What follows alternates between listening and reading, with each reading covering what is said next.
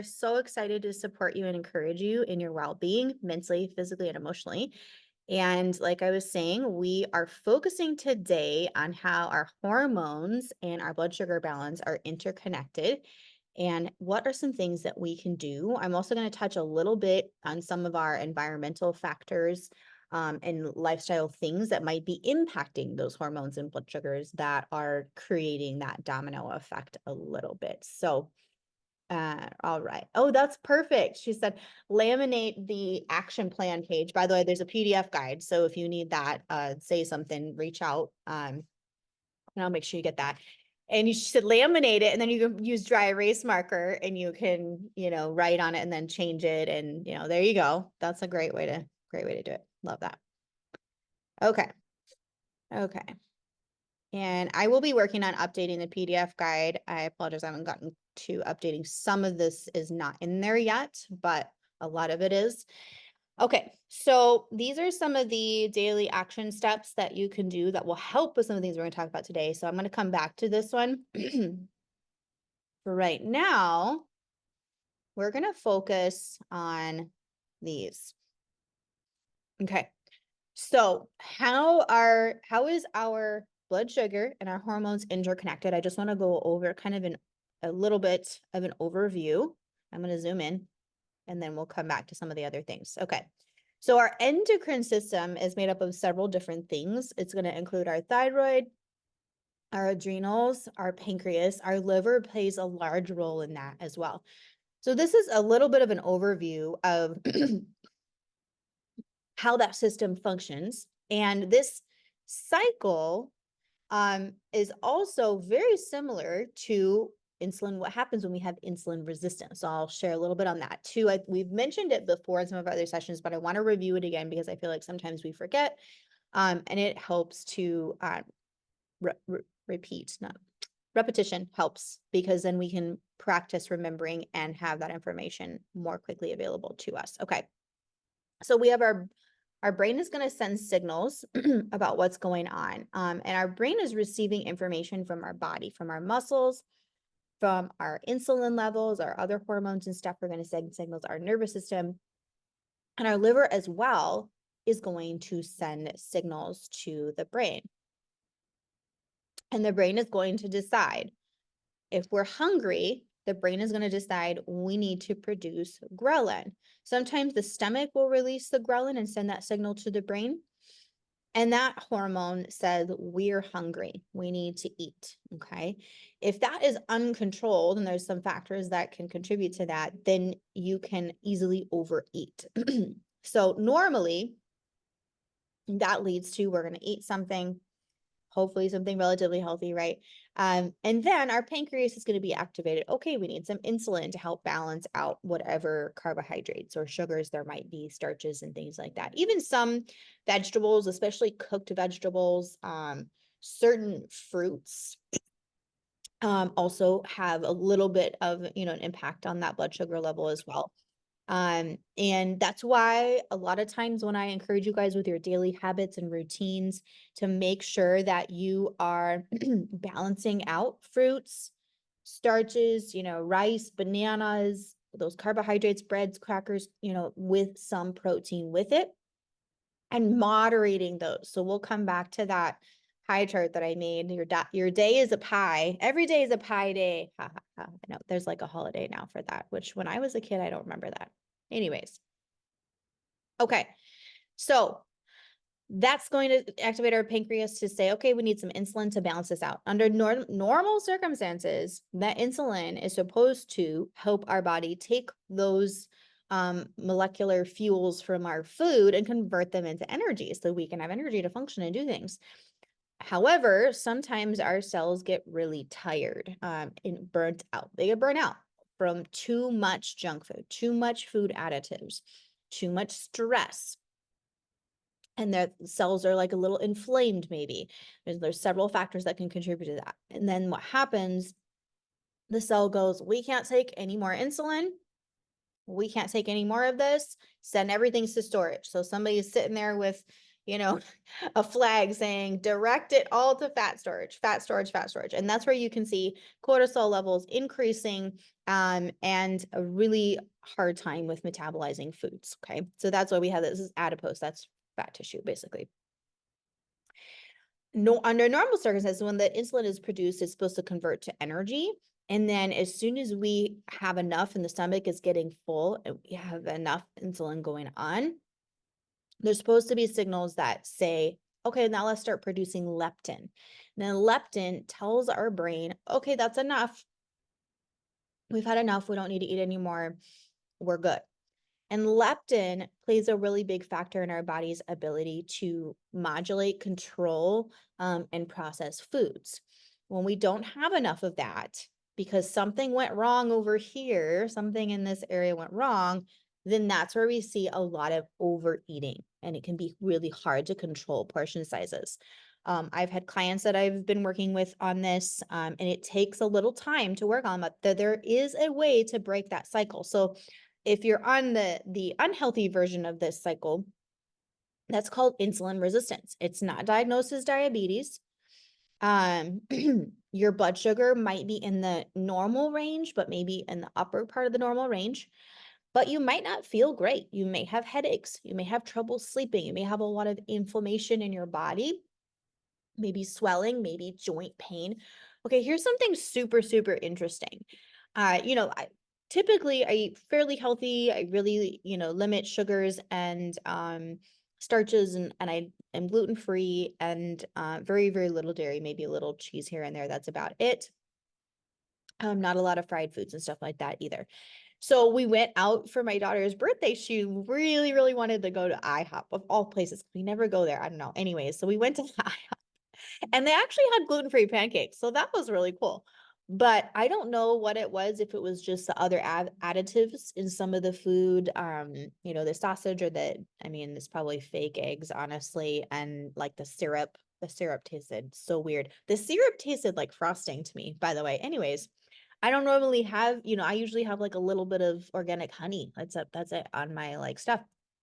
We went and after we went out to eat, like everything was okay. And then later that night and the next day, I felt terrible. I had a headache. My joints were aching, and I do massage therapy. So I get like a little sore here and there, but I don't get that kind of like aching. My joints were aching. I felt inflamed. My eyes started hurting. Like, so I don't know what is going on with our foods these days. I do know what's going on. So we'll get into that later, but I'm just sharing because sometimes we brush off some of those things, and especially if that's just happening a lot because of our regular lifestyle, we ignore some of that stuff. But if you're noticing some of those things, or maybe now you'll start noticing some of those things, that means we need to change. There's some changes that need to be made. How do we start breaking this cycle? Number one, when we are hungry, when we do have that craving for anything.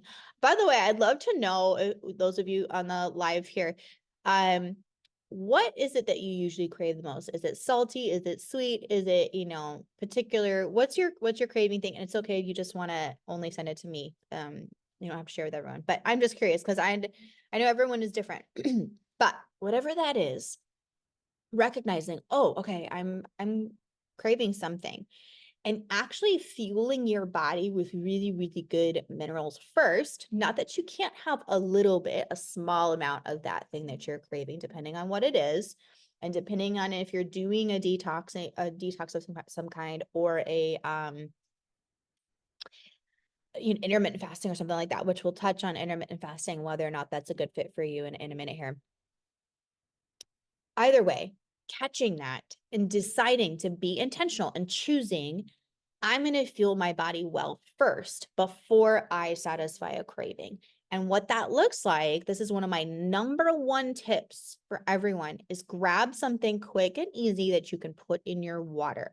The reason I love that is because it's a quick way to get really good minerals into your body quickly and easily. It takes 1 minute to shake it up in your water bottle or whatever.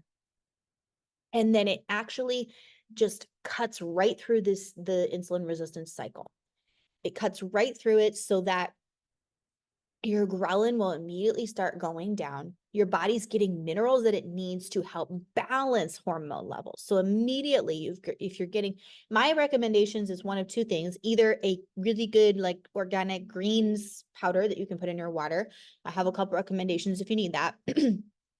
Or one that's like an electrolyte complex that doesn't have a bunch of sugar and junk. I know there's so many out there. Do not do Gatorade, do not do liquid IV. Those have a lot of sugar and added dyes and stuff. And anyways, I won't go down that train. But I can give recommendations. So you want something that has a lot of potassium, magnesium, and zinc in bioavailable forms that your body can use. I know that can be tricky sometimes.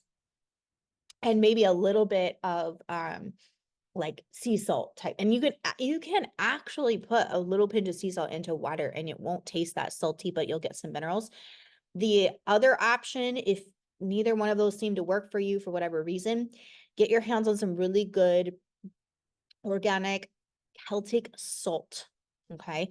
And you can order it online. I can give you a recommendation if you need it. And you only need like 1 grain, maybe 2 grains of that salt. And it has like 78 minerals in a tiny, tiny dosage of that.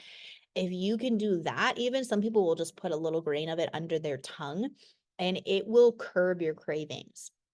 It will give your body some highly nourishing minerals and everything to help with hormones, to help with metabolism. You're getting electrolytes. Of course, that's going to be really good. It helps your brain. You may even notice that the brain fog will start to clear when you start getting into the habit of doing this every time that you feel hungry before you eat a meal or a snack. Do this first. If you don't learn anything else today, do that first. I am telling you, it will be a game changer, okay? I know it takes a little time to get into the habit. Give yourself some grace. You're not going to remember every time at first. Even if you remember once a day at first, that's a good start. Then you can build on that, okay? Let me see I think someone asked a question. I'll get to questions at the end here, but okay. So that is my number one recommendation to help start breaking the cycle. So as soon as you do that, it's going to be easier to control your portion sizes. You're not going to crave as much of the junk. After that, if possible, try to get protein in your body. So number one is something that's mineral dense, like greens or Celtic salt or a really good organic electrolyte. Number two, get protein in your body. Then let yourself have a small portion of something else, preferably not something starchy and junky, but if you feel like you need to satisfy a craving, a little bit of organic dark chocolate with some peanut butter or some almonds, or there's some ways to do it. There's some really good recipes out there. I have a couple people that I try to send recipes to that I know really appreciate it. If you really want recipes, give me like an R or something in the chat so I can check that at the end and make sure I have you in my friends that I send healthy recipes to. Emma gone. I will check into that. Okay, I'll get to the questions in a little bit. All right, so that will help control, and then you will have less insulin going on, which will reduce inflammation, which will help your body not store as much fat. It will help reduce that cortisol spike. It will support your liver as well, because when we have glucose coming into the liver, that's usually going to end up creating a cycle where the liver is going to process that and will get stored as fat. But when we have minerals and proteins and things going on, guess what happens? The liver starts producing glycogen. And we did a whole session on this a little bit ago. Glycogen helps actually burn fat. Okay. You want to be burning fat, not storing fat. So if we can have the right scenario going on, it can make all the difference in the world. So I put a few little tips in here. Other things that can help, obviously, daily habit changes, changing what you're reaching for. Always protein is a huge, big priority. Your greens and your proteins are your number one priorities when you are hungry, to try to find a way to get that in your system as much as possible. Greens, minerals, protein. Those are your number one. Is there an acronym we can make that? Greens, minerals, protein? Not really. It's not a good acronym of that, but if you come up with one, let me know. Okay. Avoiding the junk, obviously we know that, but one thing that I'm really passionate about teaching is it's not just about getting rid of the junk, it's about replacing it and fueling our body so well with the right minerals and proteins and everything that we don't even crave the junk anymore. Okay, that's what it's about. It's about changing those habits, changing our biochemistry over time to where our body will no longer crave that because it already has everything that it needs. A lot of food cravings come from imbalances in hormones and lack of the right types of minerals and bioavailable forms of minerals. Don't just grab the first thing you see on the shelf, okay? Make sure you ask for recommendations. A lot of the things on the shelves these days, or even that you can order online, are synthesized in a lab. They're not actual real minerals, and they're not a bioavailable form that our body can use. Do not get fortified foods. There's a lot of crackers, cereals, breads, granola bars, and stuff like that out there that say fortified. Do not get those. That is a synthetic form of folic acid, and there are literal iron filings. You can put a magnet over those foods and pull out filings of metal because it's fake. They're artificially trying to fortify the foods with vitamins. Okay, don't do that. Get a methylated form of B12 and folate to help support your brain and your body. Those, especially the B12, if it's the right form, and I can give you a recommendation. There's a good sublingual version of it that's phenomenal. You can actually improve blood sugar balance. It supports your pancreas, helps your liver, helps your metabolism, and is really, really good for your brain. So having that can really be important for a lot of people. Okay. Greens, like I said, greens get the right minerals in your body and the right supplements that can make a difference as well. However, if you do those things and you don't change what you're eating, you might not see good results. So it is important to have that holistic approach, and that's why I love doing these sessions so I can help support you in that process. Okay, we want to manage hormones and inflammation. Okay, that's why I recommend certain foods and herbs to improve the hormone balance, lower the cortisol, and help fuel our body well so we don't have as much of that inflammation and cortisol going on in the body. Okay. That's going to support healthy thyroid function. That's going to support our brain. That's going to support healthy balance of progesterone and estrogen. When we don't have the right things going on, when we're not fueling our body well, guess what's going to happen? We have higher cortisol, we have lower serotonin, we have more inflammation, and we have imbalances in our estrogen, progesterone, and insulin. And all of that creates a storm for things like diabetes and all different kinds of diseases, kidney disease, liver disease, heart disease, even, and things like cancer are all fueled by those imbalances. So that's why it's so, so important to make these small changes every day and building these habits little by little. And of course, the sleep and stress management, which we've talked about in some of our other sessions. So this is that insulin resistance cycle. This is a simplified version of that other cycle I was kind of talking about. So if you're on this roller coaster, we are going to get you off. We're going to get you off this roller coaster, okay? So we eat our food. Typically that involves some carbs and sugars of some kind. Okay. Then our pancreas responds and says, we need insulin to help manage this. We should be converting those things into energy for the body. But if the cell is inflamed, we've got a lot of toxins going on. We got a lot of food additives, junk, sugar, fried things, starches. Guess what's going to happen? The cell is going to go, no, no, no, no. We've been doing this for so long. We're so tired. And that gets sent to fat storage, okay? And what's happening in that interim is the blood sugar is spiking, the cortisol is spiking, the inflammation is spiking, and then all of those stuff we ate is getting sent to fat. We're storing fat and we're spiking all that inflammation, blah, blah, blah. As soon as all that gets sent to storage, guess what happens? Blood sugar tanks, and you've got another imbalance going on in the blood sugar and the hormones. And then what happens is you will notice you are so hungry. Like, and this is very weird. I think I've shared this before on one of our other sessions. Anytime I do let myself have a little junk, like I'll have like a Reese's cup or something every once in a while, right? I noticed that within about an hour of that, I feel so hungry. Like it's a type of hungry and craving and tired and like almost cranky irritableness. But the weird thing is, guess what? You crave more. You crave more of that. You crave more junk. You crave more starch. You crave more sugars. You crave more greasy stuff. And it brings you right back around and round that roller coaster you go. And you eat more of that. And then it goes round and round and round until you end up with so much inflammation, so much imbalance that we end up with diabetes or other issues and diseases and things like that. So we need to break that. And that's why I said, we're going to break that cycle. We're going to use our minerals, our greens, and our proteins to break that cycle. And you can absolutely do it. It takes practice. It does take some self-discipline. I'm here to encourage you. Don't be mad at yourself if you mess up.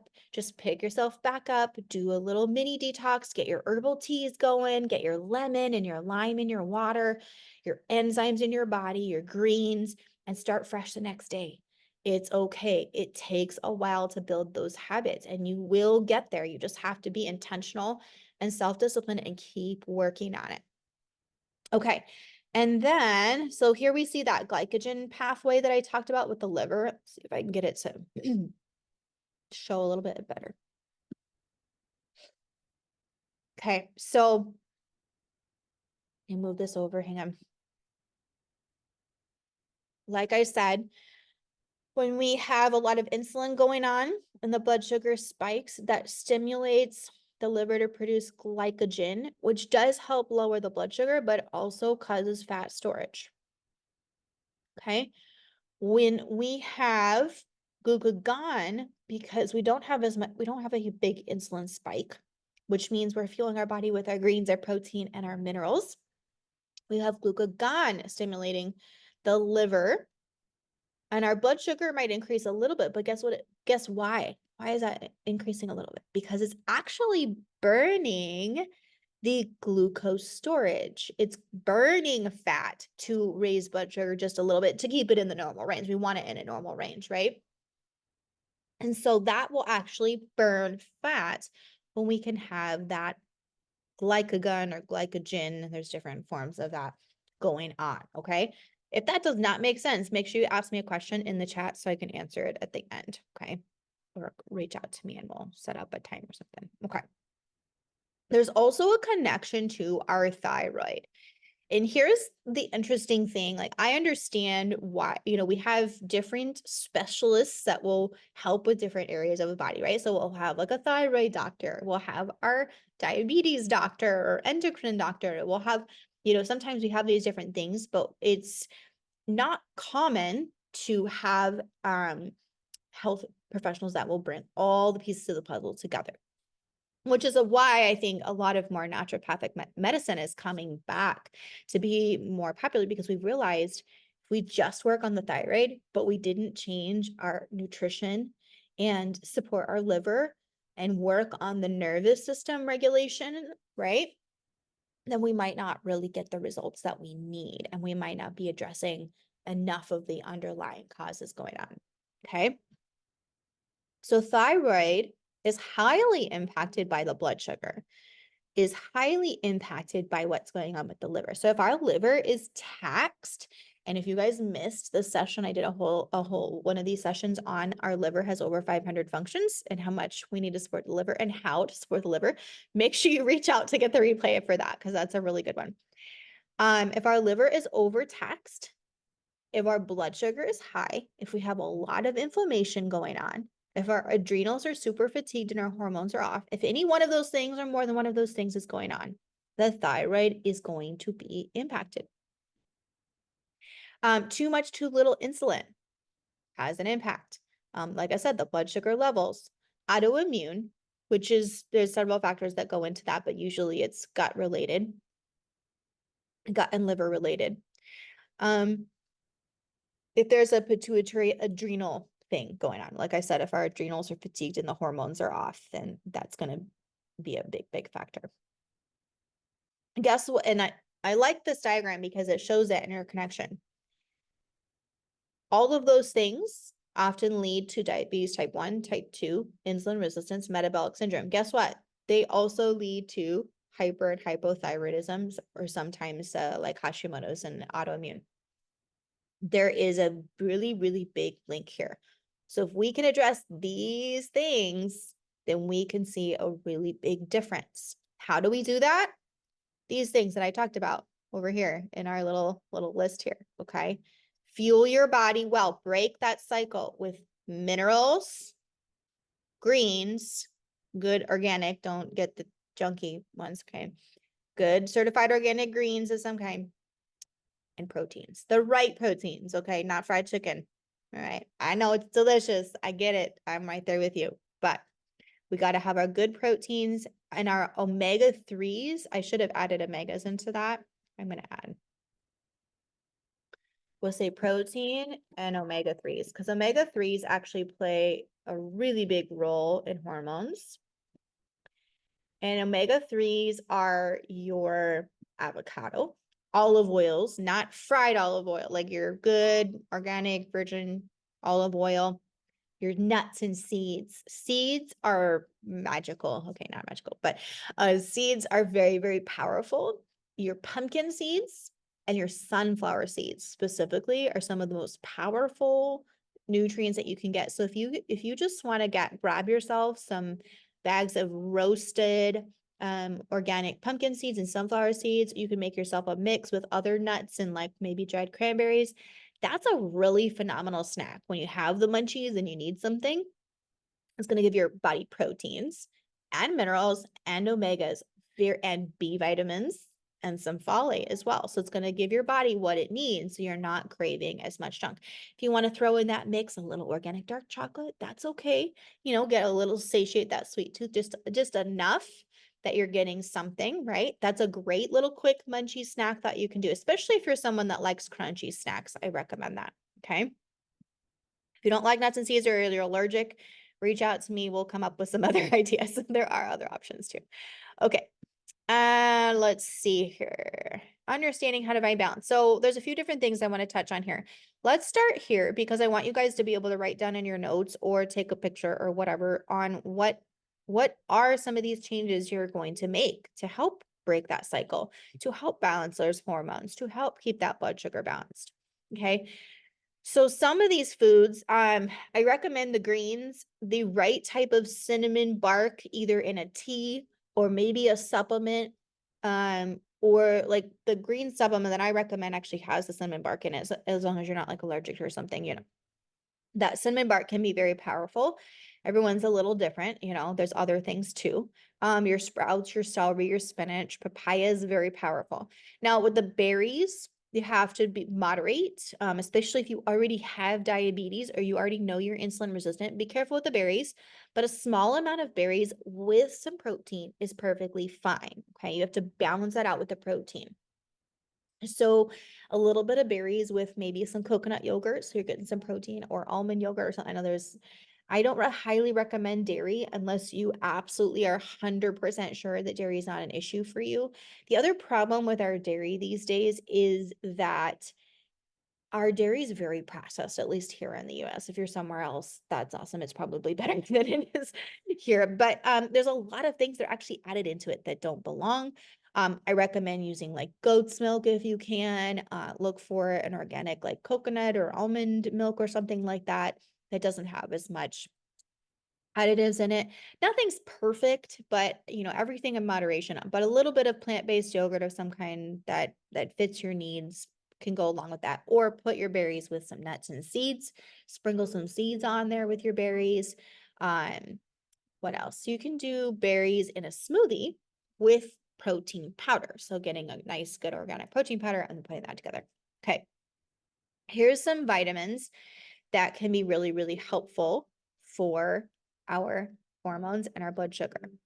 Like I said, your zinc is really important. Your calcium is important. Your B vitamin, like I said, especially the B12. Spirulina, which is in the greens that I recommend, usually a greens that has the spirulina in it. Curcumin, which is your turmeric. If you need a good, I do have a recipe for like a anti-inflammatory boost that you can make a blender full each week, and that has the turmeric and everything in it. your vitamin C, your ashwagandha. Cordyceps is adaptogenic mushroom, which I do have a recommendation for a mushroom coffee that has that in there. So if you need that, reach out. Vitamin D. This is D5. There's a few different D vitamins. D3 is also really good. D3, if you have a lot of hormone imbalances and things, D3 is very powerful. It's good for our immune system, but it's also good for our bone density, especially if you use it with like a vitamin K or with the right form of calcium. And vitamin D is a precursor for many of the hormones in our body. Okay, the right form of magnesium. There's several different forms. So at the end, I'll answer more questions on that. Depending on what you have going on, you might need a different type of magnesium. Okay, if you're like, okay, well, what do I get at the grocery store when I go to the grocery store? These are the foods you want to focus on getting. Get these foods, find ways of getting these incorporated. Now, the oatmeal, be careful. If you can't find certified organic, skip the oatmeal. A lot of the processed oatmeals out there and the Quaker oats and the things that we commonly see have a lot of pesticides sprayed on them, like the what is it called? Not glycinate. There's anyways, you know what I mean. There's a bunch of pesticides that are on. So look for your certified organic if you are going to use some grains. And always, always, always eat your grains with some omegas like avocado or olive oil or seeds, or with some proteins like your lean, wild caught salmon, or maybe some eggs. Eggs on like a piece of organic whole grain toast is good. But if you can't get your hands on the certified organic grains, then just skip them. Okay, it's not worth the trouble. Just focus on your fruits and vegetables. Keep it simple. So I went to a recent seminar, and one of the doctors, she said, keep it simple, stupid. So KISS, keep it simple, stupid. But just if you don't know how to get your hands on the right thing, skip that item and stick with something that's simple that you know how to do. Simple is always going to be better so that you don't end up getting overwhelmed and give up, right? Always keep it simple. Always KISS. Ha ha ha. Okay. Then we've got our cabbage, avocado. Always, always, always lots of good garlic, ginger, turmeric, garlic, ginger, turmeric. As many meals as you can incorporate fresh garlic, ginger, turmeric. Do that to the best of your ability, as much as you can. And that is very, very good for metabolism, helps with inflammation in the body, is so good for the gut. Yeah, I'll answer that question on oats at the end here. I'll get to that. Okay. Those are really, really powerful for your gut, for inflammation, and help a little bit with blood sugar as well. Good for hormone balance too. Okay. Look for your organic apples, plums, strawberries. Your citrus fruits are very powerful. So I do recommend to incorporate, a good amount of citrus each day, up to a few citrus fruits a day. So those are a good snack to have on hand. And you can use the juice or a couple of slices. Make sure you wash them really good so you don't have the pesticides in your water and things like that. Those actually support your liver. They're good for your serotonin levels, and they actually help with metabolism too. Now, does that mean you can eat a whole, tub of ice cream and have an orange and that's going to counteract that? No, that's not quite how it works. You'd have to have a lot more. Also, just don't create that inflammation to begin with, is my recommendation. Okay. Actually, my recommendation is if you're craving the tub of ice cream, have a little bit of citrus fruit and greens first, then allow yourself a small serving of the ice cream. Like, control your portions. Don't let yourself have the whole tub. Start by scooping it into a bowl with a small amount. Now, and I'm speaking from experience here. I used to be the person that would eat a whole tub of ice cream. Yes, I did. And when I was in college, not many people know this, I actually gained 55 pounds my first year of college because I just was eating whatever I wanted.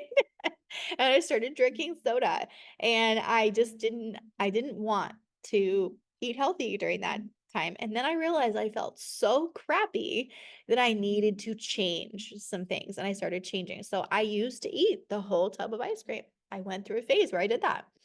And then I suffered because of it. And I realized that's not working. That's not helping me. So I started controlling my portions. I didn't just cut it out cold turkey. I started getting a small bowl and giving myself less and less and less. At first, it was kind of a bigger bowl, and then I went smaller and smaller and smaller and smaller to where now I don't even really I rarely crave ice cream. And when I do, I'm able to have like a small amount, or a lot of times if I am craving it, I'll go to the store or something, or I'll look for a dairy-free version, a plant-based version, or a coconut ice cream or something like that. So I'm not having the inflammation from all, because for me, dairy is definitely inflammatory. I've noticed that and it really makes my asthma worse too. So that's me. Okay. Tea, get your herbal teas. It says black tea. Black tea is not top of my list. There's so many other teas. I highly recommend ginger and lemon tea. Any teas where you have like your rosemary and thyme and those kinds of look for herbal teas. Those are going to be really, really good. You don't usually need very much of the floral teas. Those aren't really the most important. I would focus on the herbs. You want basil, thyme, oregano, tea.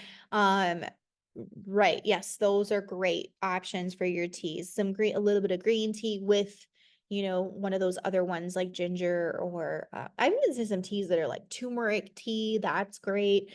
Any of those blends. If you need recommendations, reach out. Okay.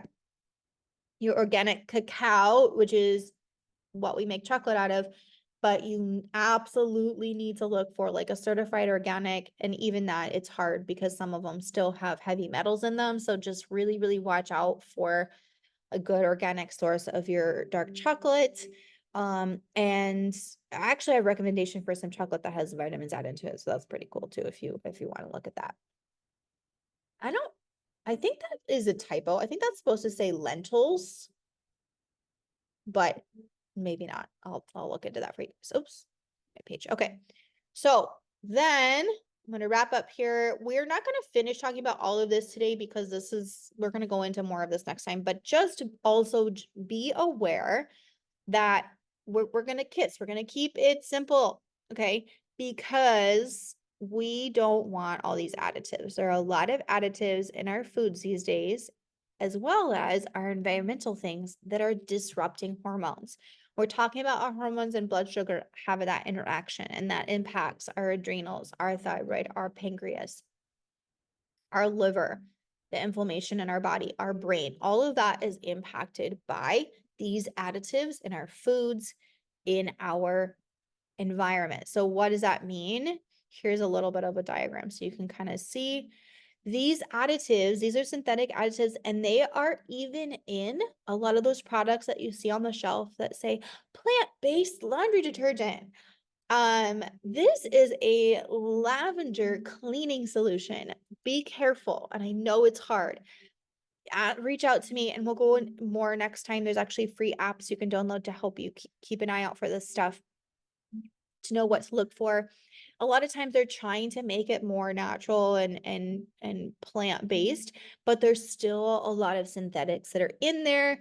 And you'll see words like fragrance, and you're like, okay, it's fragrance. In the word fragrance, and many of these things are cleaning products, our beauty products, our household products, our lotion. Lotion is a really big one. Our skin is our largest organ. It absorbs about 70%.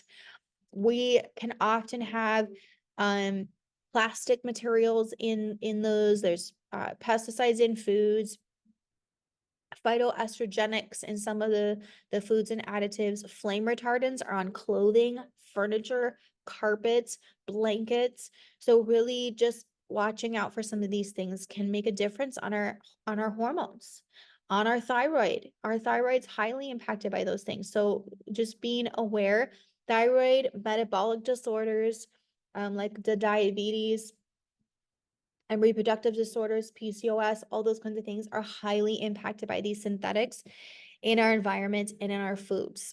Now, if you feel overwhelmed by it, next week I'll share how you can just kind of slowly make some of these changes, and we can go through that a little bit. Here's some of the things to watch out for: parabens, phthalates, bisphenols, which I can't pronounce that well,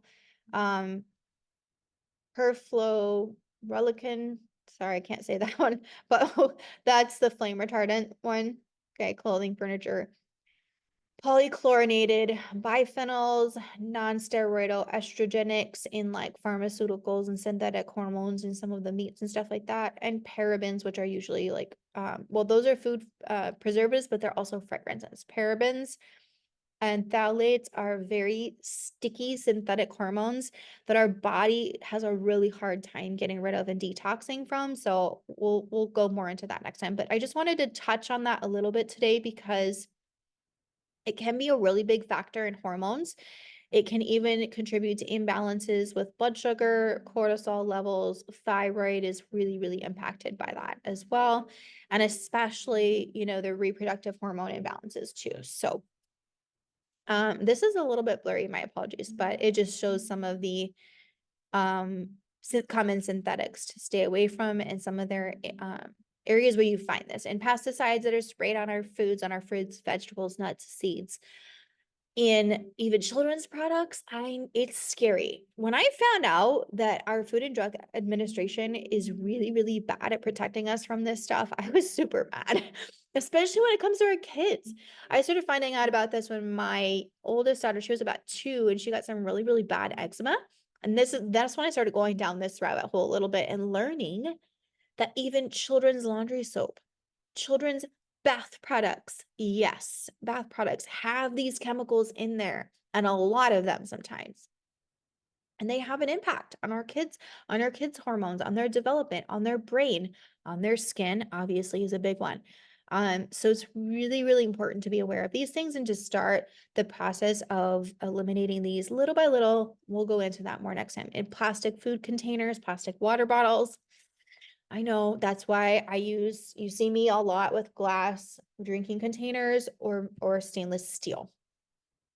Being careful of electronics and stuff, I'll go more into that next time. And just, those personal care products, beauty, makeup products, that's another area to watch out for. Shampoos and things have some of these chemicals in them, lotions, other beauty products and things, deodorants, all that kind of stuff. So we will go more into that next time. I just wanted to touch on it so you can be aware.